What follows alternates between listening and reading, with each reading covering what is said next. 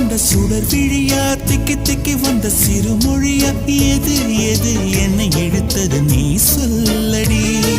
8 millimetre புன்னகையா முத்துப்பற்கள் சிந்தும் முதல் ஒளியா எது எது என்னை இழுத்தது நீ சொல்லடி